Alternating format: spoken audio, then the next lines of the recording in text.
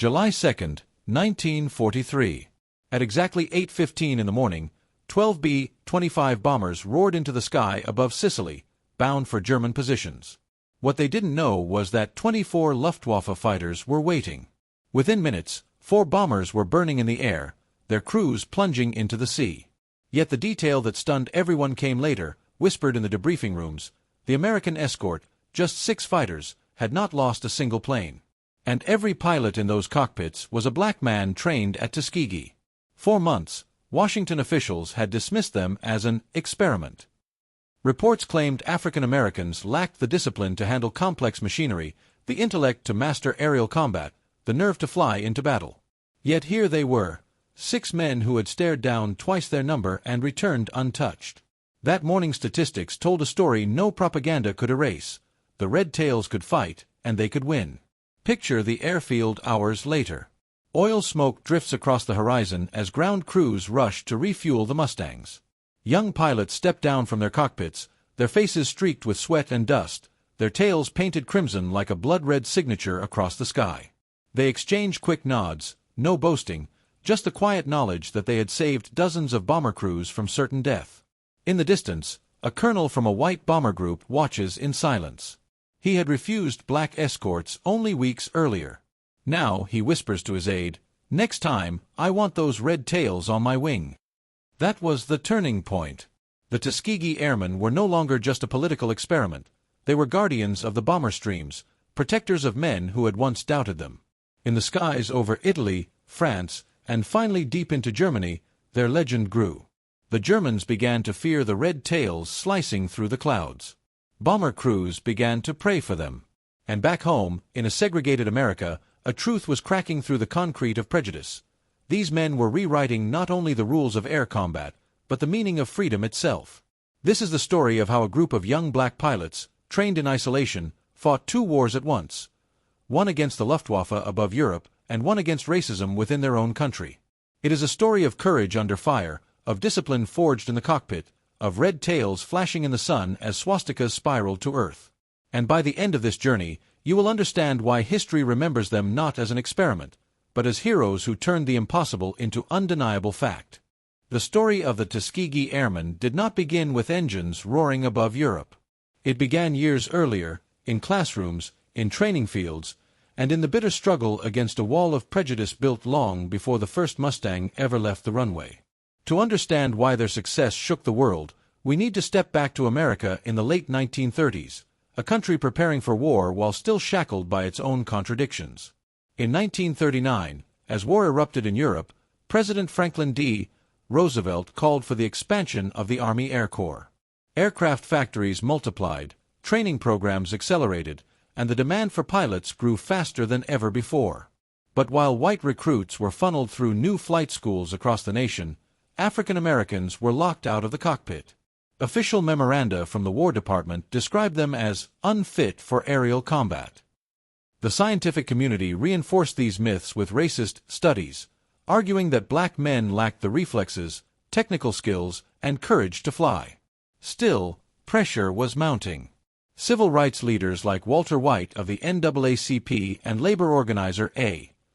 Philip Randolph pressed the government relentlessly. They pointed out the hypocrisy.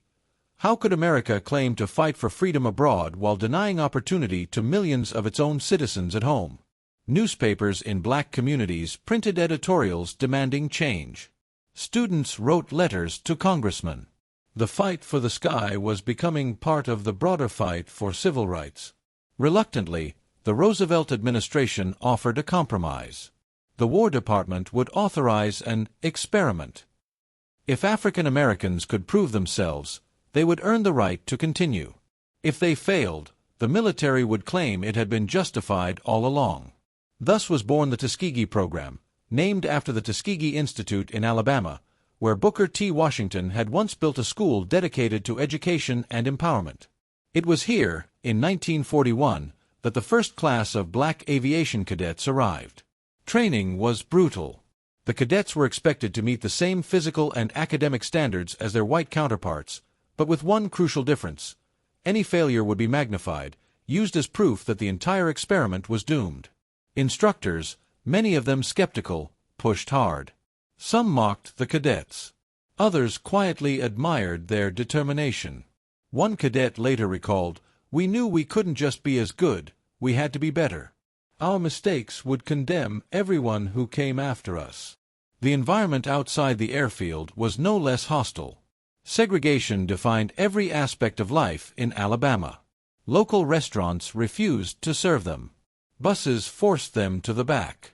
Even on base, they were housed separately, with inferior facilities. When white officers addressed them, it was often with a sneer. Yet within the gates of Tuskegee, something remarkable was happening. Young men who had grown up in poverty, who had been told their whole lives that they would never amount to more than laborers, were learning to fly. They studied meteorology, aerodynamics, navigation. They learned to strip down and rebuild engines. They strapped themselves into cockpits, took a deep breath, and lifted from red Alabama soil into the wide open sky. Among them was Benjamin O. Davis, Jr., the man who would become the face of the program. The son of the first black general in U.S. Army history, Davis had graduated from West Point, where he spent 4 years in near-total silence. No one spoke to him outside of official duties, no one sat with him at meals. Yet he endured. His strength, discipline, and quiet defiance made him the perfect leader for the Tuskegee Airmen. By 1942, Davis was placed in command of the newly formed 99th Fighter Squadron, the first all-black fighter unit in American history. Their first deployment came in the spring of 1943, when the 99th was sent to North Africa. They were equipped with aging P-40 Warhawks, slower and less agile than the German Messerschmitts they would soon face. Expectations were low.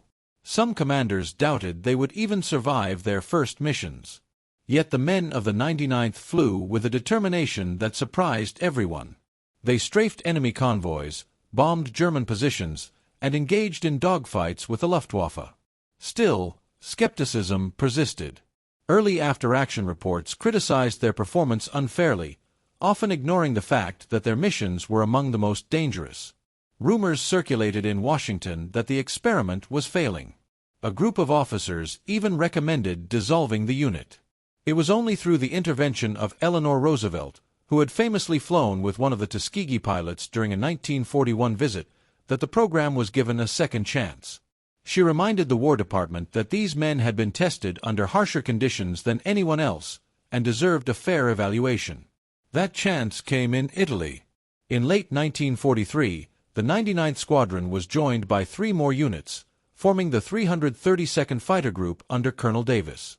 Now flying the P-51 Mustang, one of the most advanced fighters of the war, they were assigned the most critical and perilous mission of all, bomber escort.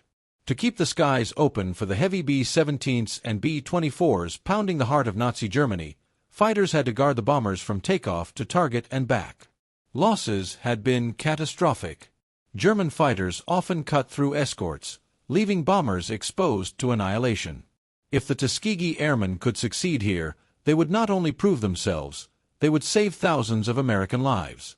It was a challenge that cut to the core of who they were. Every time they climbed into their cockpits, they knew they were fighting 2 wars, one against the Luftwaffe above Europe and one against racism back home. Failure in either meant disaster. But the men of the Red Tails carried with them a simple creed: they would never allow the bombers under their protection to be left alone. And so, in the winter skies over Italy, a legend began to form.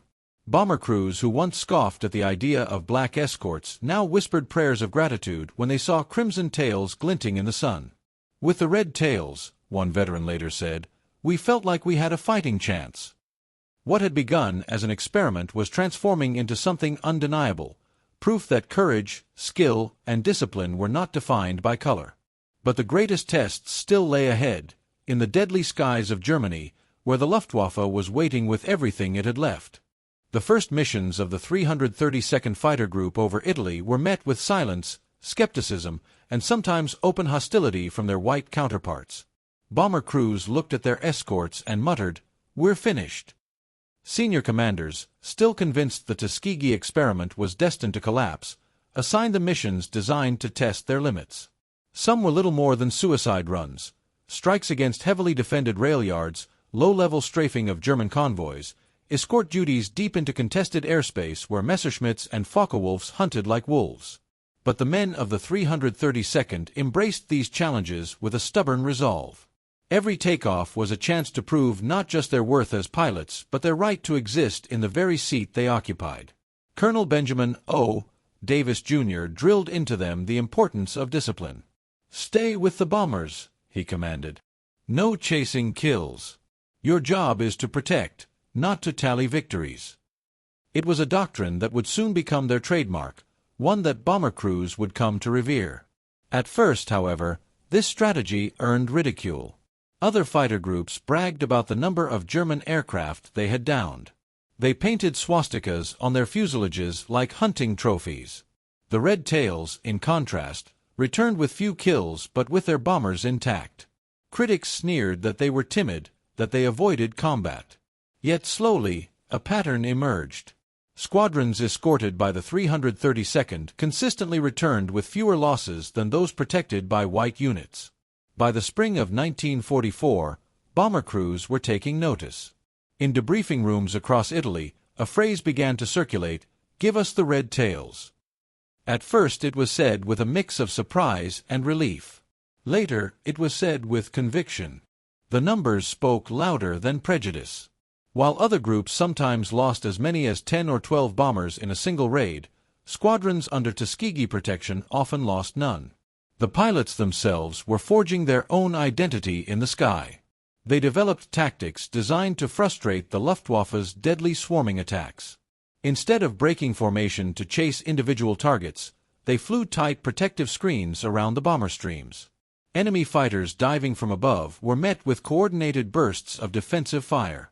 German pilots who had once dismissed the Red Tails as easy prey began to realize these men were not only disciplined, they were deadly. One of the first great tests came on June 9, 1944, when the 332nd escorted bombers to Munich. The Luftwaffe, desperate to halt the Allied advance after D-Day, threw waves of fighters at the formation. P-51 Mustangs with red-painted tails wove among the bombers, intercepting attackers before they could close in. That day, the Tuskegee Airmen shot down several German planes without losing a single bomber. Reports from the bomber crews glowed with praise. "The Red Tails saved our lives," one pilot wrote home. "They never left us. Not once."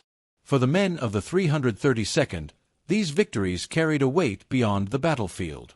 Each successful mission chipped away at the wall of segregation and doubt.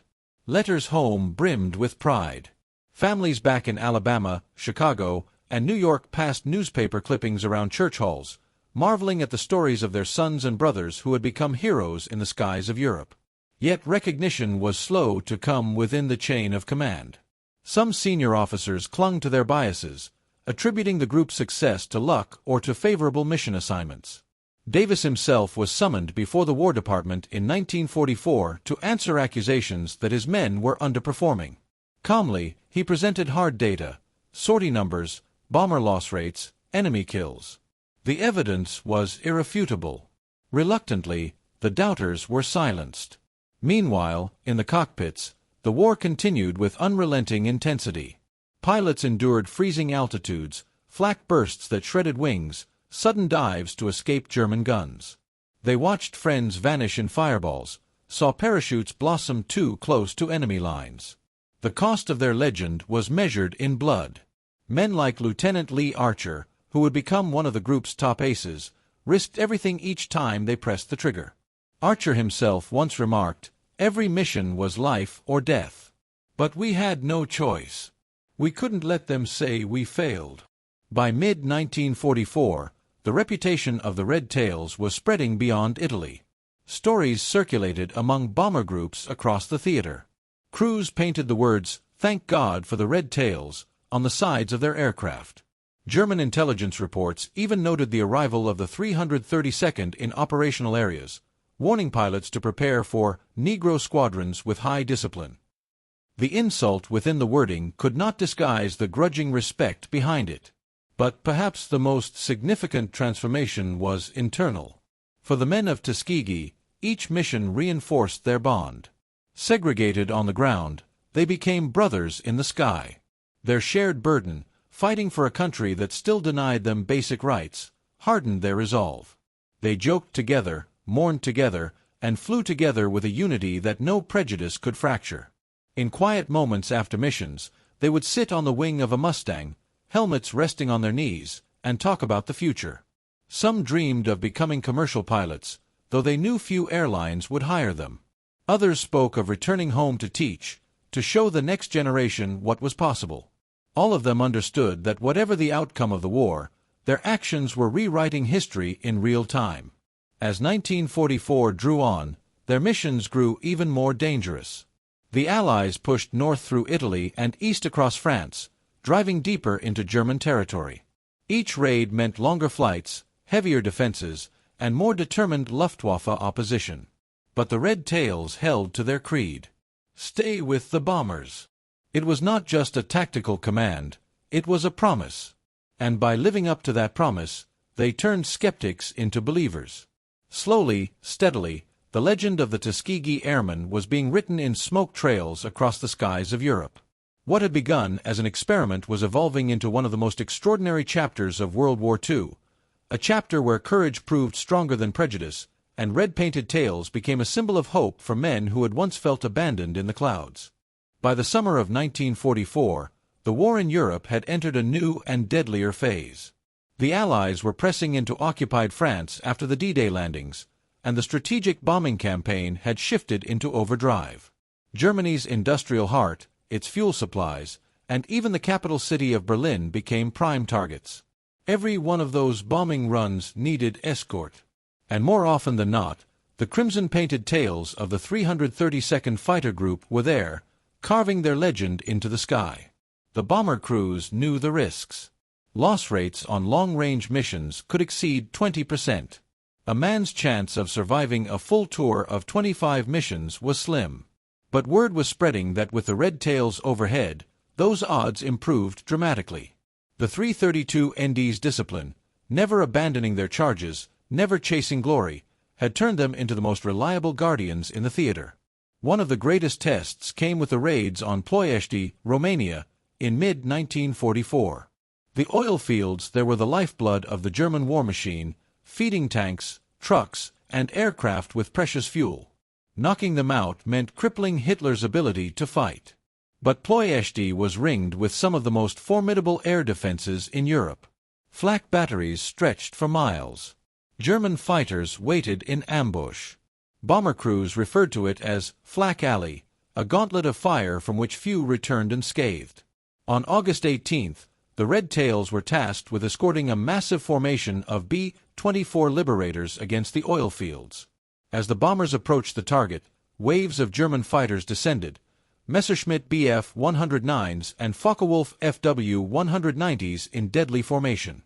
The Tuskegee pilots swung into action, weaving their Mustangs through the bomber stream, cutting off attackers before they could reach the lumbering Liberators. Flak bursts shredded the sky, tracer fire stitched across the clouds. Yet the Red Tails held their line. By the time the mission ended, the 332nd had driven off multiple enemy attacks and ensured the bombers could unleash their payload. Losses were heavy, but the raid struck a serious blow to Germany's dwindling fuel reserves. The men of Tuskegee understood the stakes. Without fuel, the Luftwaffe could not fight. And without the Luftwaffe, Allied bombers could strike German cities at will. Each mission over Ploiești was another nail in the coffin of Nazi Germany, and another chance for the Red Tails to prove their worth. But perhaps no moment captured their legend more than the Berlin raids. In March 1945, as the war neared its climax, the 332nd was ordered to escort B-17 bombers deep into the heart of Germany, to the capital itself. The mission was not only strategic but symbolic. To strike at Berlin was to show Hitler that the Reich's days were numbered. On March 24th, the Red Tails flew one of their most celebrated missions. Hundreds of bombers lifted off, stretching across the horizon in a vast armada. Waiting for them were some of the Luftwaffe's most elite units, including the dreaded Me-262 jet fighters, the world's first operational combat jets. These sleek, twin-engine aircraft could outpace any Allied propeller-driven plane, climbing and diving at speeds no Mustang could match. Many feared the jets would tear through the bomber formations with impunity. But the red tails refused to yield. As Me-262s darted in for attack runs, Tuskegee pilots anticipated their movements, cutting across their flight paths, forcing them to overshoot. In the chaos, one of the jets made a critical mistake, slowing after an attack. Captain Roscoe Brown pounced, squeezing the trigger as his Mustang's guns ripped into the German machine. The jet burst into flames, spiraling toward the earth. It was one of the first Me-262s ever downed by an Allied pilot. That day, the red tails shot down multiple enemy aircraft, including jets, while keeping their bombers safe. The news electrified the Allied command. If the Tuskegee Airmen could face Germany's most advanced weapons and prevail, there was no longer any question of their skill. They were not just participants in the war, they were at its cutting edge. For the men themselves, the mission carried an even deeper meaning. Many remembered the words of critics who had claimed they lacked the intelligence to handle modern aircraft. Now here they were, defeating the most advanced fighter in the world. Each kill was more than a victory in combat. It was a victory against decades of prejudice. The legend spread quickly among bomber crews. Survivors swore by the red tail's protection. Some began to paint small red tails on their own bomber insignia as a sign of gratitude. A common phrase echoed in mess halls and briefing rooms: "When you see the red tails, you know you're going to make it home." German pilots, too, took notice.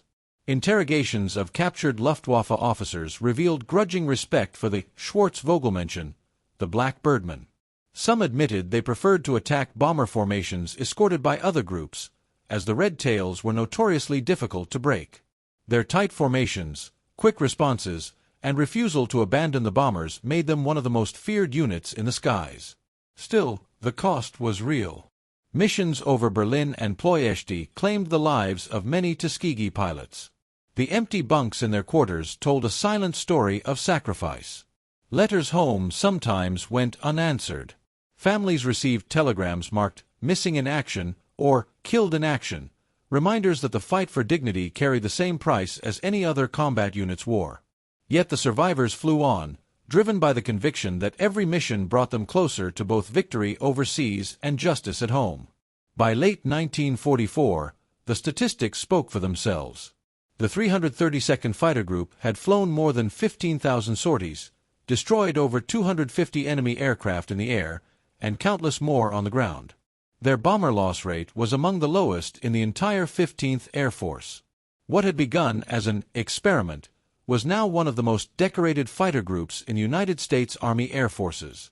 And yet, even as medals were pinned to their uniforms, the pilots knew that another battle awaited them once they landed, the battle against racism in the country they served. For now, though, the skies of Europe were their proving ground. And with every crimson tail that shimmered in the sunlight, they were proving, beyond all doubt, that courage and skill had no color. War is remembered in statistics: sorties flown, enemy aircraft destroyed, bombers saved. But for the men who lived it, the true story unfolded in the long hours between missions, in the friendships forged under fire, and in the quiet moments when the enormity of their struggle pressed in. For the Tuskegee Airmen, the war was not just a clash of armies and machines. It was a test of endurance, a daily negotiation between duty and dignity. Life on base in Italy was a study in contrasts. On one hand, the pilots of the 332nd Fighter Group were warriors entrusted with the most vital missions of the war. On the other, they were still segregated, housed in separate facilities, eating in separate mess halls, commanded by officers who often viewed them with suspicion. Even in combat zones thousands of miles from the American South, the color line followed them like a shadow. Yet within the fences of their airfields, a different culture took root. The men built a community bound not by race imposed from outside, but by shared purpose from within. In the evenings after missions, they would gather around makeshift tables, drinking coffee thick as tar, swapping stories of close calls and near misses. Someone would play a battered saxophone, another would sing, and for a brief moment the war receded. They were young men again, dreamers, sons, brothers. Camaraderie was their shield against despair. They teased each other mercilessly, nicknaming one pilot Slow Poke for always being the last to climb into his Mustang, another Hot Hands for firing too soon in his first dogfight. They laughed, but underneath the jokes was a fierce loyalty. Each man knew that tomorrow, in the thin air above Germany, his life might rest on the split-second decision of the man flying beside him. Trust was everything. But trust could not erase the cost. Losses came suddenly and brutally. A burst of flak, a flash of tracer fire, a cry over the radio, and a bunk fell silent. Pilots learned to pack their gear neatly before every mission, knowing someone else might have to send it home. Letters from mothers and sweethearts were tucked into flight suits, sometimes unread until the final moment.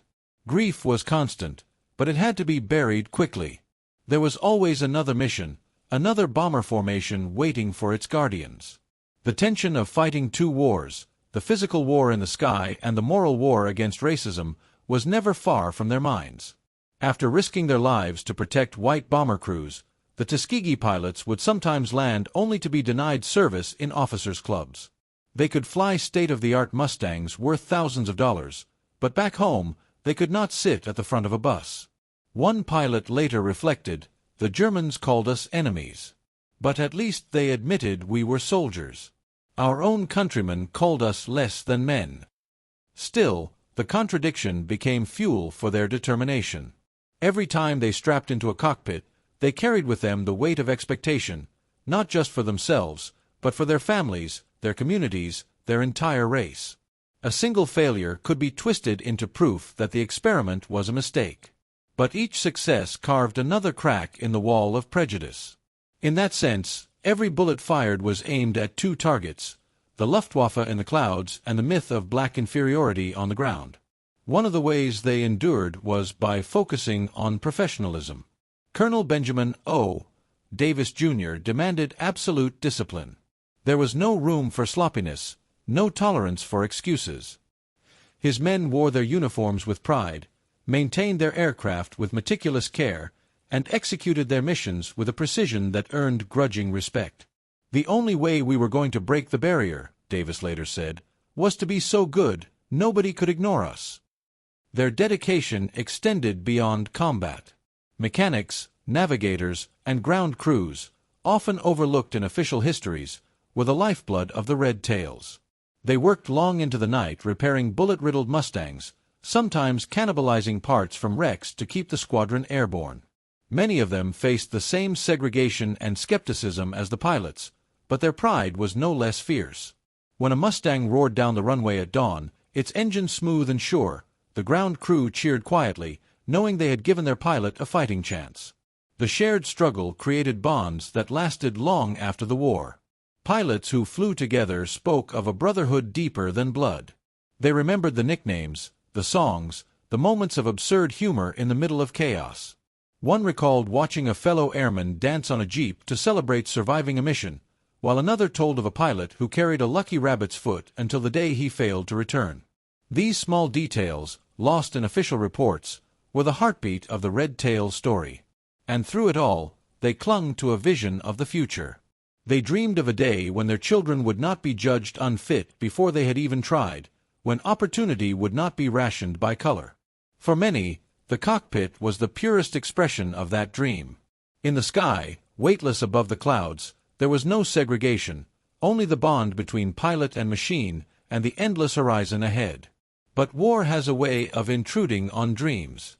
Each mission reminded them that victory was never guaranteed. Even as they gained fame, the Luftwaffe remained a lethal adversary. A single misstep could erase years of effort. That knowledge sharpened their focus, tempered their pride with humility. They celebrated victories quietly, aware that tomorrow could bring disaster. Still, the legend grew. Bomber crews told stories of red tails diving into swarms of enemy fighters, of Mustangs holding formation even as flak tore holes in their wings. The Tuskegee Airmen became symbols not just of courage, but of reliability. In a war where trust was a currency more valuable than medals, they had earned it in abundance. And so, even as prejudice lingered, even as losses mounted, the men of the 332nd pressed on. They were more than an experiment, more than an anomaly. They were soldiers, aviators, brothers. And in the crucible of war, they were proving, day by day, mission by mission, that their worth could not be denied. By the spring of 1944, the war in Europe was shifting gears. The Allies had broken through in Italy, preparing for the invasion of France, and bomber streams were now striking deep into the heart of Germany. It was a dangerous new phase of the air war, missions stretching hundreds of miles over hostile territory into the reach of every Luftwaffe fighter group left standing. For the Tuskegee Airmen, this was the chance to prove themselves not just as escorts but as warriors at the cutting edge of history. Their reputation had already begun to spread.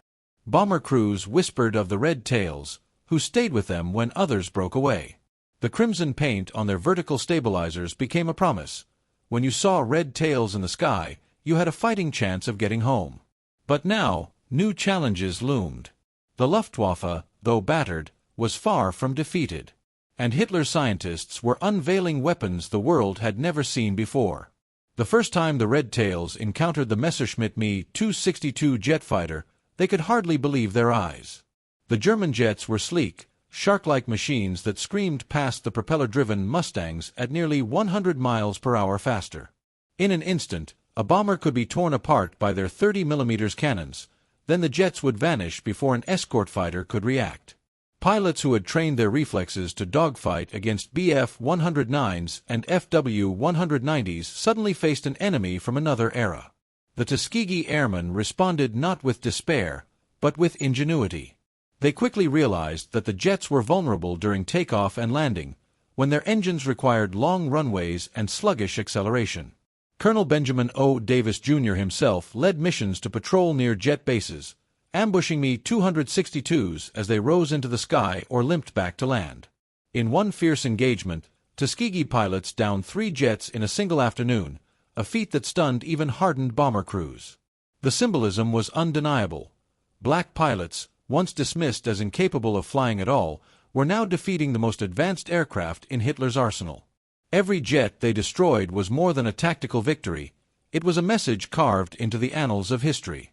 But the battles were costly. Escorting bombers to Berlin meant braving endless flak corridors and waves of desperate Luftwaffe attacks. Pilots faced hours of white-knuckled flying, their eyes scanning the sky for specks that might grow into swarms of enemy fighters. Many Mustangs returned shredded with holes, their pilots wounded but alive. Others did not return at all. Each loss was a scar on the squadron, but the mission always went on. By mid-1944, the Red Tails had earned their place in the sky. They flew missions supporting the D-Day invasion, sweeping the skies over Normandy, protecting the massive fleets of C-47s and bombers that poured men and supplies into France. In one legendary mission, they escorted bombers on a 1,600-mile round trip to Berlin, one of the longest and most dangerous sorties of the war. Not a single bomber was lost to enemy fighters that day. For the airmen, it was proof that discipline and courage could achieve what others thought impossible. As the Allies surged into Germany, the Red Tails pressed deeper into hostile territory. They strafed airfields, destroyed trains, and cut supply lines, choking the Reich's ability to resist. They became both shield and sword, guarding the bombers by day and striking terror into ground forces when opportunity allowed. The pilots themselves felt the shift. Once treated with suspicion by white commanders, they now received direct requests from bomber groups who wanted Red Tails on their wings. The change did not erase racism, but it was undeniable evidence of respect earned in blood and fire. In mess halls and debriefing rooms, bomber crews who had once doubted them now spoke of the Red Tails with reverence. "If I see those Red Tails," one crewman wrote in his diary, "I know I'll get home." The pinnacle of their combat record came in early 1945. During a furious series of missions over Germany, the Tuskegee Airmen claimed dozens of enemy aircraft, including several Me-262 jets. In one mission alone, they destroyed 3 jets, a feat unmatched by any other unit that day. These victories cemented their place as some of the finest fighter pilots in the world. Yet even at the height of their success, the contradictions remained. After risking everything in the skies, the men returned to bases where they were still treated as second-class citizens. They read newspapers from home filled with stories of segregation, lynching, and exclusion. They were hailed as heroes overseas but denied the right to vote in parts of their own country. The irony was bitter, but it only sharpened their resolve. By the time the war in Europe ended in May 1945, the Tuskegee Airmen had flown more than 15,000 sorties, destroyed over 260 enemy aircraft in the air, and crippled hundreds more on the ground. They had escorted more than 200 bomber missions, earning a reputation for unmatched discipline. Bomber crews lost fewer planes under red tail protection than with any other group. The statistics were staggering, but the legacy was even greater. These men had fought not only the Luftwaffe but also the prejudice of their own country, and they had won. They had shown that courage, skill, and discipline knew no color. They had carved their names into the history of aviation and laid the foundation for the eventual integration of the U.S. Armed Forces. When news of Germany's surrender reached their airfields, celebrations erupted. Pilots danced, mechanics embraced, and for one brief moment, the weight of war lifted. But even amid the joy, there was a sober understanding. The fight for freedom was not over. It would continue back home, in the towns and cities where segregation still ruled, in the political halls where their future would be decided. For now, though, they had written a chapter of history that no one could erase. The red tails that streaked across the skies of Europe had become more than paint on a plane. They were a symbol of defiance, of resilience, of triumph against odds stacked high. They were proof that the experiment had succeeded, not because it was allowed to, but because the men who lived it refused to fail. The guns fell silent in Europe on May 8, 1945. Across the continent, weary soldiers cheered, church bells rang, and liberated cities erupted with joy. For the Tuskegee Airmen, victory was bittersweet. They had risked everything in the skies, buried comrades far from home, and carved out a reputation that could never be ignored. Yet as their squadrons packed up and prepared to return to the United States, a nagging question loomed. What kind of homecoming awaited men who had fought 2 wars but only won one? On the long voyage back, the mood was a strange mix of pride and unease. Pilots recalled dogfights over Berlin, laughed about near misses, and swapped stories of bomber crews who had begged for red-tail escorts. But beneath the surface, they knew the truth. They were returning to a country where the color of their skin still dictated the boundaries of their lives. The victory they had won in Europe was undeniable, but in America, the battle lines of segregation remained firmly drawn. The reality struck quickly. In cities across the South, parades were held for returning units. White fighter groups were showered with confetti, hailed as heroes. The Tuskegee Airmen, by contrast, were often met with silence, or worse, hostility. In some towns, they were forced to use back entrances at train stations or were refused service in restaurants while still wearing their uniforms. The medals on their chests did little to shield them from Jim Crow laws. One airman recalled stepping off a train in Georgia and being told to move to the colored waiting room, even as he carried his officer's cap under his arm. Another remembered trying to hail a cab in uniform, only to have the driver speed past to pick up a white passenger. "I had fought for freedom overseas," he said bitterly, "but I couldn't even buy a cup of coffee in my own town." The injustice was crushing, but it was also galvanizing. The airmen knew they had done something no one could erase. Their combat record, over 15,000 sorties, hundreds of enemy aircraft destroyed, bomber crews saved by the thousands, was etched in military history. They had proven beyond doubt that black men could master the most demanding tasks of war. That knowledge gave them a weapon more enduring than any Mustang, the unshakable truth of their worth. Some remained in the military, determined to keep flying despite the barriers. Others returned to civilian life, seeking to apply the discipline and confidence they had honed in combat. Many became leaders in their communities, educators, activists, or professionals who carried the lessons of the Red Tails into a new kind of battlefield, the fight for civil rights. Their commander, Colonel Benjamin O. Davis, Jr., embodied that transition. Despite enduring years of isolation at West Point, where white cadets refused to speak to him, Davis had led his men with unyielding determination. After the war, he continued to rise, eventually becoming the first black general in the U.S. Air Force. His career was both a symbol of progress and a reminder of how slowly change came. The Tuskegee Airmen's legacy also played a role in shaping national policy. In 1948, just 3 years after the war, President Harry S. Truman issued Executive Order 9981, mandating the desegregation of the U.S. Armed Forces. It was not an act of charity, but a recognition of fact. The performance of the Tuskegee Airmen had obliterated the argument that segregation was justified by ability.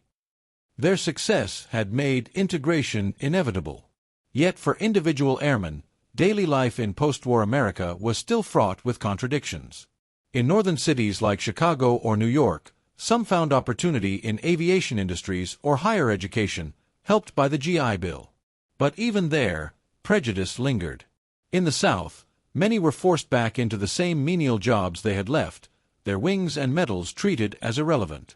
The transition from the cockpit of a Mustang to a segregated bus seat was a bitter descent.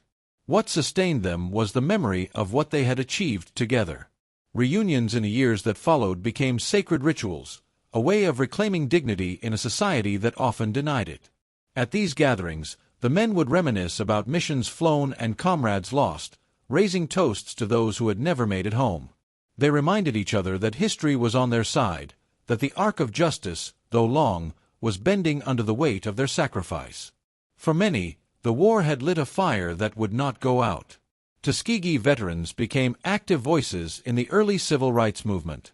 Some joined legal battles challenging segregation. Others spoke at schools, inspiring a generation to aim higher. Their story became ammunition in the fight for equality, proof that African Americans had already borne the full burden of citizenship and earned the rights still denied them. Their example also filtered into popular culture. In African American communities, posters of red-tail Mustangs adorned barbershops and pool halls. Children grew up hearing tales of black pilots who had outflown the Nazis. For young boys and girls, the airmen were living proof that barriers could be broken. Meanwhile, in the halls of the Pentagon, debates over integration often came back to the same point. Could the military afford to waste talent proven in war? The answer was obvious. The Tuskegee Airmen had set a precedent, one that military planners could not ignore without weakening their own forces. Slowly, grudgingly, the walls of segregation began to crack. But progress was uneven, and patience was hard to maintain. Some airmen expressed frustration that their achievements were celebrated only in hindsight. "People call us heroes now," one veteran said years later, "but when we came back, they called us trouble." Others, however, found solace in the long view.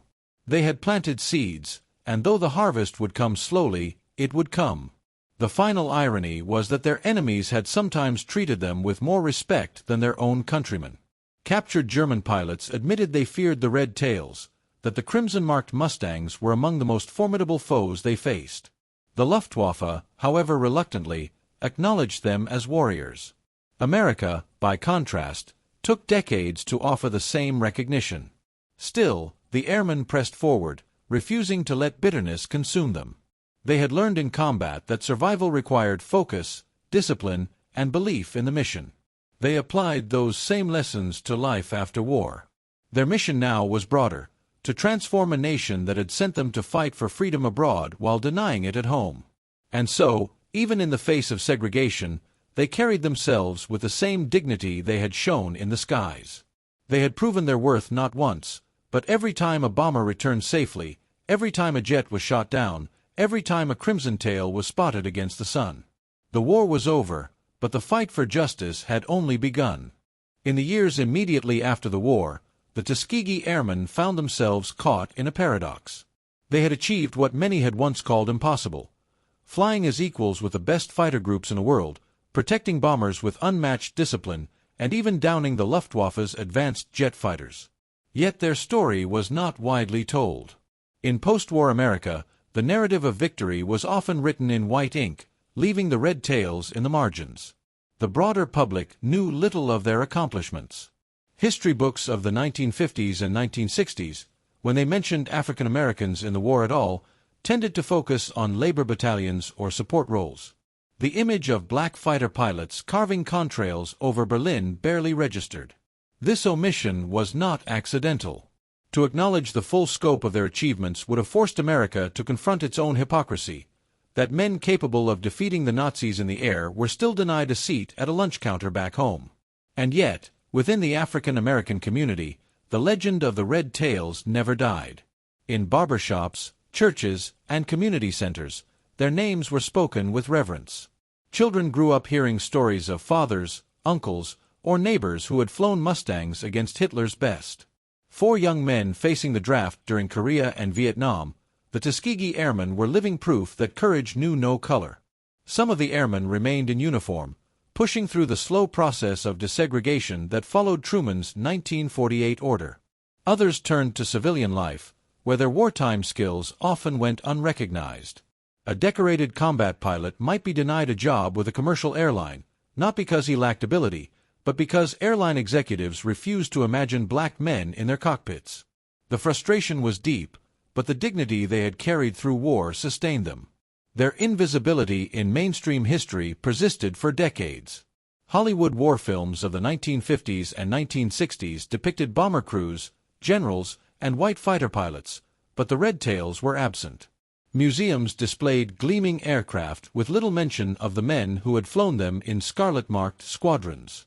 At air shows, veterans sometimes watched Mustangs roar overhead, painted in familiar colors, while announcers spoke vaguely of escort groups, without naming the men who had given those colors meaning. Yet silence has a way of breeding resistance. The airmen themselves began organizing reunions, determined to preserve their story.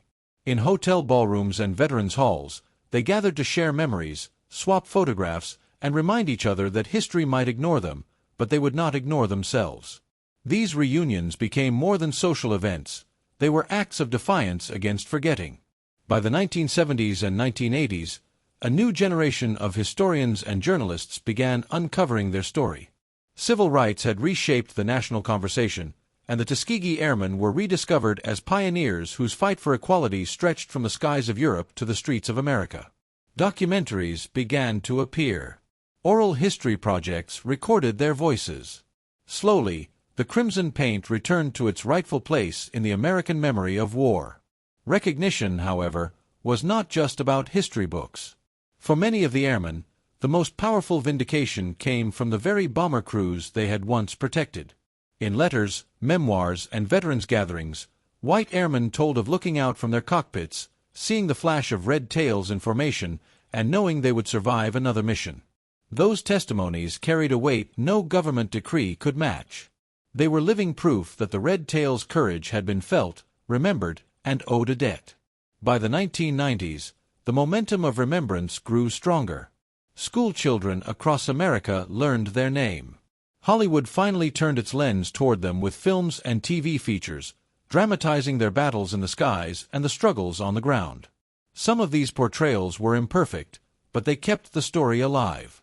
Airshows proudly repainted Mustangs in red tail schemes, this time with announcers naming the 332nd Fighter Group and the 99th Fighter Squadron. Recognition also came from the highest levels.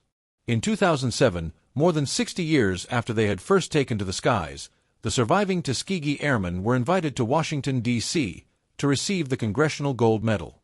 For many, it was a moment of both triumph and melancholy. They stood in the halls of power once denied to them, hailed by presidents and generals, yet also aware of how long it had taken. Some comrades had died without ever hearing their country say, "Thank you." The medal was not the end but a milestone. The airmen continued to visit schools, speak at events, and inspire new generations. They shook hands with astronauts, advised presidents, and sat in cockpits once more as honored guests. When the first African-American pilots joined commercial airlines, many pointed back to the Tuskegee Airmen as their trailblazers. When Barack Obama was elected president in 2008, several of the airmen sat in the audience at his inauguration, their crimson ties a quiet echo of their wartime tales. Their story had become more than a chapter of military history. It was now a symbol woven into the broader tapestry of American identity. The red tails represented not just victory in war, but victory over doubt, prejudice, and invisibility. They embodied the idea that excellence can shatter barriers, that dignity can endure even in the face of denial, and that memory, once claimed, cannot be erased again. And yet, the airmen themselves often insisted on humility. "We were just doing our job," many would say when asked about their achievements. They did not see themselves as heroes, but as soldiers fulfilling their duty. That humility, however, only deepened the resonance of their legacy. For in doing their job, they had forced a nation to confront its own contradictions. In classrooms today, when students learn about World War II, the name Tuskegee Airmen often appears alongside Normandy, Midway, and Stalingrad. Their story is no longer hidden in footnotes. Museums feature exhibits dedicated to their squadrons. Their faces appear in textbooks. And when a Mustang painted in bright red takes to the sky, the announcer does not speak vaguely of escorts, but declares proudly, "These were the Tuskegee Airmen, the Red Tails, who flew into history and changed a nation." The long silence has ended, but the lessons remain urgent. The Red Tails remind us that history is not always written in real time. Sometimes it takes decades for the truth to surface, for the full weight of achievement to be recognized. But once it is, it carries a power that cannot be undone. And so the legacy of the Tuskegee Airmen is not just about past battles but about the future. They are a living answer to the question of whether courage can overcome prejudice, whether discipline can overcome doubt, whether excellence can reshape a nation's imagination. The answer, written in crimson across the skies of Europe and carried forward in memory, is yes. History often speaks in numbers: sorties flown, aircraft destroyed, missions completed. For the Tuskegee Airmen, those numbers were staggering. More than 15,000 missions, 260 enemy aircraft destroyed, hundreds more crippled on the ground, and bomber losses among the lowest of the war. But their true legacy cannot be measured in statistics alone. It lives in the choices they made, the dignity they carried, and the barriers they shattered. When they strapped into their cockpits, they carried more than guns and fuel. They carried the weight of a nation's prejudice, the skepticism of commanders, and the hopes of communities who had been told for generations that they were less than. Every time a red-tail Mustang rose into the sky, it was more than a fighter plane, it was a declaration. A declaration that excellence has no color, that courage cannot be segregated, that freedom is not a gift, but a claim earned in sacrifice. Their war did not end in 1945. Returning home, they faced the bitter irony of fighting for democracy abroad while being denied it at home. Yet instead of surrendering to bitterness, many transformed their wartime discipline into peacetime resilience. They became generals, teachers, lawyers, engineers, activists. They carried the lessons of the cockpit into classrooms and courtrooms, boardrooms and pulpits. They passed on to their children and grandchildren the unshakable truth that if they could conquer the skies of Europe, no barrier on earth was unbreakable. The Tuskegee Airmen remind us that history is not inevitable, it is forged by human choice. At every step, they could have faltered. They could have allowed discrimination to break their spirit. They could have flown with less precision, letting bomber crews perish and confirming the doubts of their detractors. They could have stopped fighting after the war, surrendering to the weight of segregation. But they did none of those things. Instead, they chose excellence. Again and again, in the cockpit and beyond, they chose to rise. In the decades since, their crimson tails have taken on a meaning that transcends war. To bomber crews, they were protectors. To black communities, they were proof. To America, they became a mirror, reflecting both the injustice of prejudice and the possibility of redemption. And to the world, they stand as symbols of what can happen when courage is met with discipline, and when determination refuses to bow to doubt. Today, when a Mustang painted in scarlet arcs across the sky at an air show, crowds look up in awe. Children point and ask, "Who were they?" And the answer is given: they were the Tuskegee Airmen, who fought two wars at once and won them both, one with bullets, the other with dignity. Their story is not just about the past. It is a challenge to the present. Prejudice may take new forms, injustice may wear new masks, but the lesson endures. Excellence can break barriers, courage can change minds, and unity can achieve what division insists is impossible. The Red Tails belong not only to history but to the future, as a guiding star for anyone told they cannot rise. And so, when we look back on those young men, some barely out of their teens, faces set with determination as they pulled their Mustangs into formation, we see more than pilots.